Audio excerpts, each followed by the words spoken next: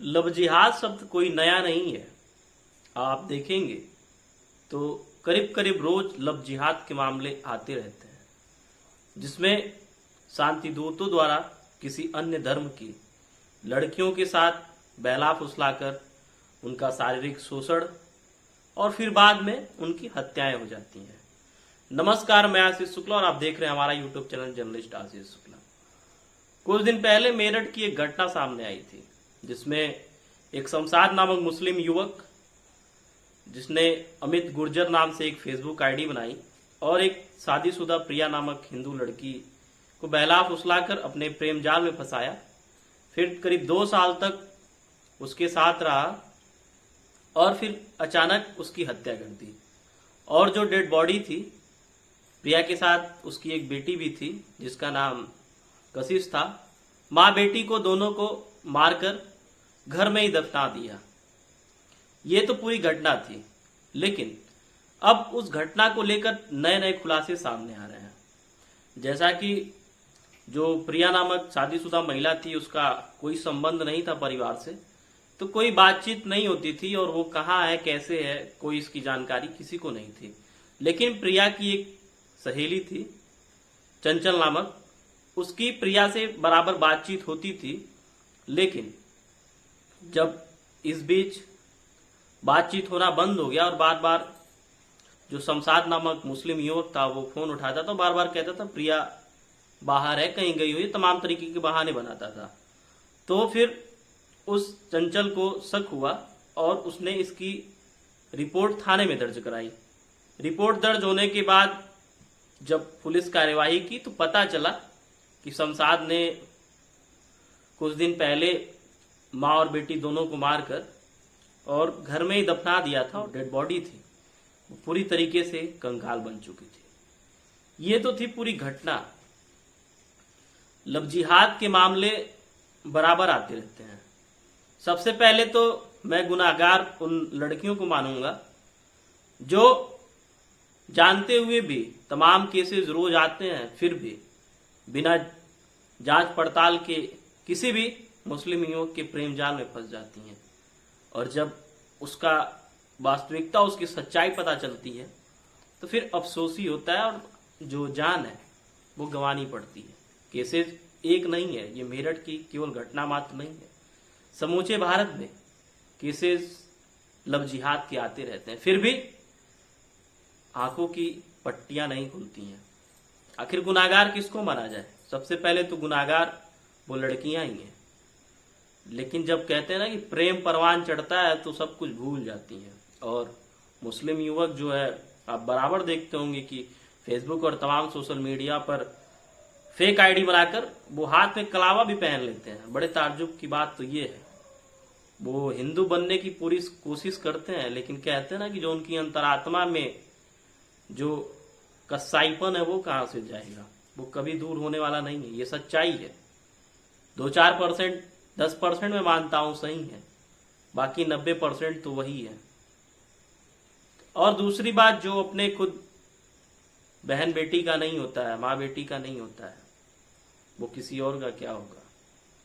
सोचना चाहिए उन हिंदू और तमाम जो भी हैं इसके शिकार होती हैं उनको, कि आखिर हम जो कदम उठा रहे हैं इससे हमारे परिवार, समाज और अंत में हमारी खुद की जान चली जाएगी। लेकिन फिर भी प्रेम जब परवान पे रहता है तो उनको कोई सूझ नहीं होती। और उनका कहना यही होता है कि सब ऐसे नहीं होते हैं, लेकिन वास्तविकता उठाकर देखेंगे तो शायद सब ऐसे ही होते हैं। उनको कोई मोह माया, कोई प्रेम नहीं होता, बस शारीरिक शोषण होता है और शारीरिक संतुष्टि के बाद अंत में जो है मौत के घाट उतार देते हैं। लेकिन इस केस में एक नया खुलासा हुआ है। खुलासा ये हुआ है कि जो चंचल थी, माफ करिएगा, जो चंचल है प्रिया की सहेली, उसने जब पुलिस से कही कि आप रिपोर्ट दर्ज करें और जांच पड़ताल करें कि आखिर मेरी मित्र, मेरी सहेली कहाँ गई, तो पुलिस वालों का एक बड़ा रोचक तथ्य सामने आया है। जो वहां के दरोगा थे, उस लड़की, उस चंचल ने पूरी ऑडियो क्लिप जारी की है मैं ऑडियो क्लिप के बारे में तो नहीं बता सकता, लेकिन इतना आप समझ जाइए, ये पुलिस वालों की हरकतें वैसे आती रहती हैं और बड़े अश्लील ऑडियो क्लिप वायरल हुए हैं। अश्लीलता का मतलब ये है कि चंचल बराबर कहती थी कि आप जांच पड़ताल करिए और कहाँ तक उसकी रिपोर्ट मुझे दीजिए, आखिर हुआ क्या, मेरी मित्र कहाँ गई, उसकी बेटी कहाँ गई। तो पुलिस वाले रात को 10 बजे के बाद कहता था फोन करिए, और तमाम अश्लील हरकतें। वैसे पुलिस वालों की रंगमिजाजी कोई आम बात नहीं है, और कोई भी शासन आ जाए उनकी जो रवैया है, जो बदसलूकी है, वो बदलने वाली नहीं है। कहीं ना कहीं गुनाहगार हम भी हैं। अगर आप कोई रिपोर्ट दर्ज कराने जाते हैं और सोचते हैं कि उसकी पैरवी तुरंत हो, तत्काल हो, कार्यवाही तुरंत हो, तो कुछ घूस के रूप में कुछ उनको थमा देते हैं, लेकिन ऐसा नहीं होना चाहिए। इसका आपको विरोध करना चाहिए, और जो चीजें अब तक करते हैं उसको आप बंद करिए। कि समाज में जो तमाम तरीके की घटनाएं बढ़ती जा रही हैं दिन प्रतिदिन, उसके पीछे कहीं ना कहीं गुनाहगार हम भी हैं। समाज का एक हिस्सा होने के नाते हमारा आपका मौलिक कर्तव्य, उत्तरदायित्व तो यही बनता है, जहां तक हो सके भ्रष्टाचार को हम खुद दूर करें।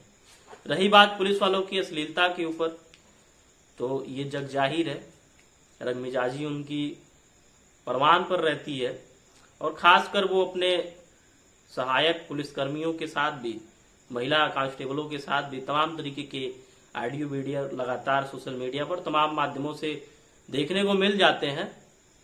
उनकी रंगमिजाजी, उनकी बदतमीजी। खैर, मैं शासन से ये गुजारिश करूंगा, और जो भी आला अधिकारी हैं उनसे ये गुजारिश करूंगा कि जो भी पुलिस वाला, जो भी दरोगा था, जो भी आला अधिकारी था, उसके ऊपर कठोर से कठोर कार्रवाई की जाए और तत्काल प्रभाव से निलंबित किया जाए। क्योंकि किसी भी, अगर आप, हमारी सरकार जो है, मौजूदा केंद्र सरकार, वो बहन बेटियों की इज्जत पर तमाम तरीके की नारेबाजी करती है, और तो कहीं ना कहीं अगर बेटी बचाओ आंदोलन का आपका एक अपना एजेंडा है, तो उसको आप धरातल पर लेकर आइए। शासन प्रशासन का अंग अगर उसके साथ कुछ खिलवाड़ करता है, तो ये तो बहुत बड़ा तमाचा है आपके ऊपर। सोचना चाहिए, तत्काल उसको प्रभाव से निलंबित करिए। रही बात शमशाद की बात, तो शमशाद के ऊपर कठोर से कठोर कार्यवाही हो, लेकिन क्या है, लव जिहाद के मामलों में आप देखेंगे तो कुछ दिन तो लगता है कि हाँ मामला तूल पकड़ा है, लेकिन कुछ दिन के बाद बिल्कुल नॉर्मल हो जाता है और अपराधी फिर खुलेआम, कहते हैं कि घूमता फिरता रहता है। यही सच्चाई है, हमारे कानून की यही हकीकत है। और पुलिस वाला जो है चंचल को, बाद में चंचल को ही फंसाने की कोशिश करने लगा। उस शमशाद को तो पूरी तरीके से छूट, शमशाद से बातचीत होती थी, शायद हो सकता है कि मिली जुली सरकार रही हो, कुछ पैसे शमशाद ने खिला दिए हो और पुलिस पूरी तरीके से निष्क्रिय हो गई हो। खैर, शुक्रगुजार हूं मैं भी, और वो चंचल नामक लड़की भी होगी, और आप भी होंगे, समाज का एक अंग होने के कारण, कि जो वास्तविक अपराधी था आखिर उसकी गिरफ्तारी हुई। अब देखिए आगे की कार्यवाही क्या होती है, ये तो कानून जाने। लेकिन जो कानून का प्रारूप है बड़ा लचीला है, और भारतीय संविधान के कानून के हिसाब से आप देखेंगे तो यहाँ पे इतनी आसानी से किसी को सजा नहीं मिलती है। मैं प्रशासन से, शासन से, सबसे यही गुजारिश करूंगा कि जहां तक हो सके आप उचित निर्णय लें, और उम्मीद भी है कि उचित निर्णय लिया जाएगा। और सबसे बड़ी चीज, मैं अपने चैनल के माध्यम से खास करके हिंदू लड़कियों को, हिंदू महिलाओं को यही कहना चाहूंगा कि जहां तक हो सके लव जिहाद से बचें। सरकार और शासन प्रशासन से यही गुजारिश है कि उस शमशाद नामक मुस्लिम युवक के ऊपर कठोर से कठोर कार्यवाही की जाए। और हिंदू धर्म की लड़कियों से मेरी ये एक गुजारिश है, एक अनुरोध है, जहां तक हो सके आप लव जिहाद से बचें। क्योंकि आज एक शमशाद की सच्चाई सामने आई हो, न जाने कितने और शमशाद होंगे, कितने और होंगे रहमान होंगे, कितने और तमाम जो फेक आईडी बनाकर फेसबुक पर बात करते होंगे, आप उनके प्रेम जाल में अभी फंसी होंगी। तो इससे दूर हटिए, इसे में आपकी और हमारे समाज की भलाई है।